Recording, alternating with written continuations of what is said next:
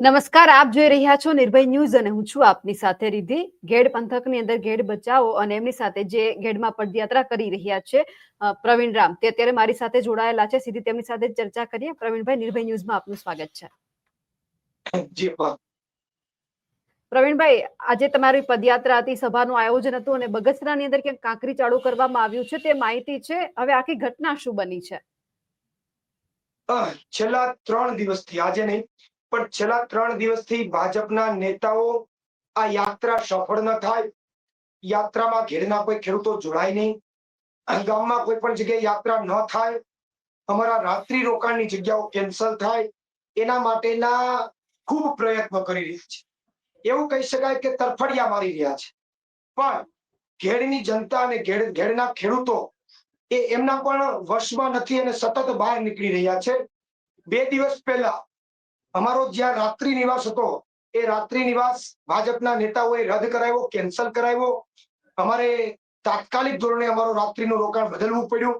સાથે સાથે પરમ દિવસે રાત્રે અમારી એક જ્યાં સભા હતી મેખડી ગામની અંદર, કોળી સમાજની મેખડી કહેવાય અને મેર સમાજની 2 મેખડી છે, તો જ્યાં બીજા મેખડીમાં અમારી સભા હતી, ત્યાં જે ચોકમાં સભા હતી, એ ચોકની અંદર આજુબાજુની દુકાનો બળજબરીપૂર્વક બંધ કરાવી, ત્યાંથી લોકોને દૂર કરી દીધા અને ત્યાં સભા ન થવા દીધી. એ પછી ગઈકાલે સામરડા ખાતે અમારી બપોરના સભા હતી, તો જે યુવાનો ત્યાં આયોજન કરી રહ્યા હતા, જેમણે ત્યાં ગાદલા પાથર્યા હતા, લોકોને બેસવા માટે ડુંગર પાથર્યો હતો, એમને ભાજપના નેતાઓએ ફોન કરીને ગાળો દીધી, એમને સભા ન કરવા માટે દબાણ કર્યું, ધમકીઓ આપી. છતાં પણ મને સમાચાર મળ્યા કે ભાઈ ત્યાંના લોકોને આ રીતની ધમકીઓ મળી છે અને સભા ન કરવા દેવા માટેની ભાજપની ખુલ્લી દાદાગીરી થઈ રહી છે. છતાં અમે એ સામરડા ગામમાં ગયા, લોકો પાસે ગયા અને 200 થી વધારે લોકોની જનમેદની સાથે અમે ત્યાં સભા કરી. સામરડામાં ખેડૂતો બહાર આવ્યા, અમારી વાત સાંભળી. લગભગ 4 કલાક સુધી સામરડામાં હું રોકાણો. ત્યાર પછી ગઈકાલે રાત્રે ઘોડાદરની અંદર પણ લોકોને ન આવવા દેવા માટે ખૂબ મરણિયા પ્રયાસો ભાજપના નેતાઓએ કર્યા, પણ ફાવ્યા નહીં. આજે જ્યારે બગસરા ખાતે અમારી સભા હતી, ત્યારે 5, 7, 10 લોકોએ એમને પ્રશ્નો છે, એમને પ્રશ્નોની રજૂઆતો કરવી છે, એવી વાતો લઈને અમારી સભામાં સતત એમણે વચ્ચે વિઘ્ન નાખવાનો પ્રયત્ન કર્યો. અમે એક નાગરિક તરીકેના તમામ પ્રશ્નોને સાંભળવાનો પણ પ્રયત્ન કર્યો. એમને અમે વિનંતી પણ કરી કે સભા પૂર્ણ થવા દો, તમારી દરેક વેદનાને અમે વાચા આપવા માટે આવ્યા છે, તમારી વેદનાને વાચા આપીશું. છતાં પણ એમણે એકને એક એમની વાતોનું રટણ કર્યું કે ના, અમારે આ પ્રશ્ન છે, પેલો પ્રશ્ન છે, ઠીકડો પ્રશ્ન છે. પણ છતાં અમે એમને ચર્ચા કરી કે તમારા પ્રશ્નોને અમે ઉજાગર કરીશું. અત્યારે હજી હું એ ગામમાં છું, હું 4 વાગ્યા પહેલા હજી એ યુવાનોને ફોન કરીશ કે આવો, તમને જે પ્રશ્ન છે મારે લાઈવ કરવું છે. જો એ આવશે તો માનીશ કે એમને સાચો પ્રશ્ન છે, નહીં આવે તો માનીશ કે ભાજપ દ્વારા મોકલી અને આ સભાને રદ કરવા માટેનો પ્રયત્ન હતો. પણ છતાં મહત્વની વાત એ છે, સમજવાની વાત એ છે કે લોકો વચ્ચે સભાને ચાલુ નતા રહેવા દેતા, વચ્ચે પ્રશ્નોનો મારો ચલાવતા. અમે કીધું કે અમે સત્તામાં નથી, અમે તો વિપક્ષમાં છે, અમારી જવાબદારી પ્રશ્નોને ઉઠાવવાની છે અને એટલા માટે તો અમે આવ્યા છીએ. તો તમે પ્રશ્ન આપો, અમે રજૂ કરીએ. પણ સતત એમણે એક જ વાત ચાલુ રાખી કે ના ના, તમે આમ કરો, તમે તેમ કરો, એમ કરીને સભા ન થાય, એવું પ્રાથમિક દ્રષ્ટિએ અમને આખા કોઈ ઇન્ટેન્શન દેખાણું. પણ મહત્વની વાત એ છે કે લોકોએ સામેથી પ્રતિસાદ આપ્યો કે તમે જે કરવા આવ્યા છે એ કરો, જેને વાત કરવી હોય ભલે કરે. લોકો બેઠા રહ્યા, લોકો હટ્યા નહીં અને અમારી સભા પૂર્ણ થઈ. હજી એ યુવાનોને હું સામેથી ફોન કરીશ, એમને બોલાવી અને એમની જે વેદના છે એ કહેશે તો હું ત્યાં જઈશ, ભાજપને ખુલ્લેઆમ હાકીશ, જો એ યુવાનો તૈયાર હશે તો. નહીં તૈયાર હોય તો મને એવું લાગશે કે ભાજપના નેતાઓ દ્વારા મોકલેલ લોકો હતા. કારણ કે મને સ્થાનિક લોકો દ્વારા 2-3 લોકોએ એવું કીધું કે જ્યારે આગળ એમની સાથે વાત થઈ, એમણે કીધું કે ભાઈ તમે આ સભાનું આયોજન તમે કરો અને આપણે કરીએ. તો એમાંથી 1-2 વ્યક્તિ એવું કીધું કે અમને દેવાભાઈ ના પાડે છે, અહીંના 6 સભ્યો. તો જો આવું જ હશે તો એનો મતલબ સીધો એવો થાય કે તો એ સભાને વીખવા માટે આવ્યા હોય. પણ સભા વિખાણી નથી, સભા સતત ચાલુ રહી હજી એ લોકોને હું ફોન કરીશ અને હું જઈશ, એમની વેદના સાચી હશે તો એને ખુલ્લી કરીશ. પણ જે ઘેડમાં ખેડૂતો આ યાત્રામાં જોડાઈ રહ્યા છે, ખેડૂતો અત્યારે સિઝન હોવા છતાં વિશાળ સંખ્યામાં યાત્રા સાથે જોડાઈ રહ્યા છે, ત્યારે ભાજપના પેટમાં તેલ રેડાણું છે. યાત્રાને નિષ્ફળ કરવાના સંપૂર્ણ પ્રયત્ન કરી રહી છે.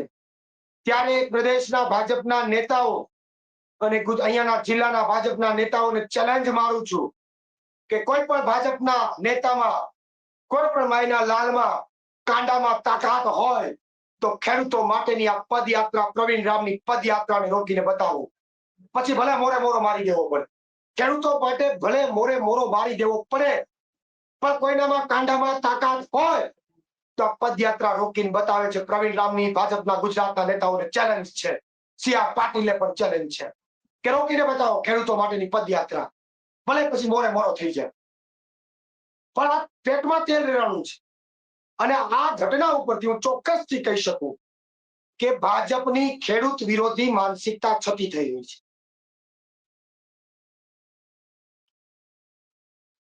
પ્રવીણભાઈ, સાથે એ સવાલ પણ છે કે પેટર્ન એક છે યુવાઓની સવાલ કરવાની. પહેલા મોરબીની અંદર ઈસુદાન ગઢવીની સભામાં આ જ રીતે પ્રશ્ન પૂછવામાં આવ્યો, પછી ગોપાલ ઇટાલિયાની રાજકોટની સભામાં આ રીતે પ્રશ્ન પૂછવામાં આવ્યો, હવે તમારી સભાની અંદર આ રીતે પ્રશ્ન પૂછવામાં આવ્યો છે. એટલે ક્યાંક અંદર ખાને આ બધું નક્કી થયેલું હોય એવું નથી લાગતું તમને? ચોક્કસથી દરેક જગ્યાએ પ્રશ્ન પૂછવામાં આવે, પ્રશ્ન પૂછાવો જોઈએ. લોકશાહી છે, લોકશાહીમાં પ્રશ્ન પૂછાવો જોઈએ. પ્રશ્ન પૂછવાની પદ્ધતિ કેવી હોય મહત્વનું છે. સભા પૂર્ણ થાય, સભા ઘણા લોકો આવે છે, એની વેદના, એની વાચા, એના પ્રશ્નો લઈને આવે છે, તો કાં તો સભા પહેલા મળે છે અથવા સભા પછી મળે છે. પોતાની વેદના અને વાચા અમને બોલે કહે છે, અને એ જ વેદના અને વાચા અમે સભામાં લોકોની સામે મૂકીએ છીએ. આ પ્રશ્ન પૂછવાની પદ્ધતિ છે. પણ સભામાં તમે એ લોકોને એવું કહો કે તમારો પ્રશ્ન સાંભળવા અમે તૈયાર છીએ, બોલો તમારો શું પ્રશ્ન છે, એના વિશે ચર્ચા કરીએ. ચર્ચા કર્યા પછી પણ એ લોકો ન અટકે તો શું માનવાનું? એનો મતલબ તો એવો થાય છે કે બીજેપી દ્વારા આ સભા ન થવી જોઈએ એના માટેના પ્રયત્નો હોય એવું લાગી રહ્યું છે. અને બીજી વાત, એક મહત્વની વાત, અમે પોલીસ પરમિશન સાથે આ પદયાત્રા કરી રહ્યા છીએ. છેલ્લા 3 દિવસથી આ જિલ્લાની અને આ તાલુકાની પોલીસને ખબર છે કે વાતાવરણમાં ગરમાવો છે. ભાજપ પદયાત્રા ન થાય એના માટેના પ્રયત્નો કરી રહી છે. બબાલ થવાની પૂરી શક્યતા છે. અમારા જાનને જોખમ છે. ગમે ત્યારે અમારી ઉપર હુમલો થઈ શકે એવી સ્થિતિ છે. છતાં આજ દિન સુધી, છેલ્લા 4-5 દિવસથી એક પણ પોલીસ કર્મી આ સભામાં ફરકતો નથી. એક પણ પોલીસ કર્મીનું પ્રોટેક્શન નથી. તો પોલીસ શું અમારી ઉપર હુમલો થાય પછી આવશે? અમારી ઉપર એટેક થઈ જશે પછી આવશે? પોલીસ પ્રશાસન ઉપર પણ પ્રશ્ન છે, સવાલ છે કે ભાજપના ખોળામાં ક્યાં સુધી બેસવાનું? લો એન્ડ ઓર્ડર જવાબદારી તમારી છે. અમારી ઉપર હુમલો થયો પછી તમે આવશો. તમને નથી ખબર કે 3 દિવસથી આખું માહોલ ગરમ છે, વાતાવરણ ગરમ છે, તો કેમ નથી આવતા? કેમ પ્રોટેક્શન નથી આપતા? ગઈકાલે અમારા રાજુભાઈ કરપડાએ કીધું કે ભાઈ પ્રવીણભાઈ ઉપર હુમલો થવાની પૂરી શક્યતા છે, છતાં કેમ એસપી, જિલ્લાના એસપી કે અહીંના પોલીસ અધિકારીઓ ગંભીરતાથી નોંધ નથી લેતા? આ લડાઈ ભાજપના નેતામાં તાકાત હોય તો રોકીને બતાવે. આ લડાઈ ચાલુ રહેશે, આ પદયાત્રા ચાલુ રહેશે. મારા પગમાં ભલે પીડા પડે, મારા પગમાં છાલા પડ્યા છે, ભલે પડે. મારી પગની પીડા હજી ભલે વધારે પડે, પણ આ ઘેરની પીડા હું દૂર કરીને રહીશ. અને આ પદયાત્રા દરમિયાન કદાચ મારી ઉપર હુમલો કરવો હોય તો જેની પાસે તાકાત હોય આવી જાય. મને કોઈ ફેર નથી પડતો. હું મોતને મુઠ્ઠીમાં લઈને ફરું છું, મને કાંઈ ફેર નથી પડતો. પણ મારી ઉપર હુમલો થયો તો પોલીસ પ્રશાસન યાદ રાખજો, આવનારા દિવસોમાં તમારે બધાને નોકરી કરવી એટલા માટે અઘરી પડી જશે કે હવાથી ઉઠીને હાથ સુધી તમે કેટલા કાળા કામ કરો છો એ બધું અમે જાણીએ છીએ. એટલે લો એન્ડ ઓર્ડરની સાચવવાની જવાબદારી તમારી છે. શું કામ નથી સાચવતા એ પોલીસ ઉપર પણ પ્રશ્નાર્થ છે, એસપી ઉપર પણ પ્રશ્નાર્થ છે. બિલકુલ પ્રવીણભાઈ, આપ અમારી સાથે જોડાયા, આપનો ખૂબ ખૂબ આભાર. જી આભાર. જે રીતે પ્રવીણ રામ ઉપર હું હુમલાનો પ્રયત્ન કરવામાં આવ્યો છે તેમને લઈ આપ શું માનો છો, કમેન્ટ કરીને ચોક્કસથી જણાવજો. સાથે જ અમારી નિર્ભય ન્યૂઝ ચેનલને લાઇક, શેર અને સબસ્ક્રાઇબ કરવાનું ભૂલશો નહીં. નમસ્કાર.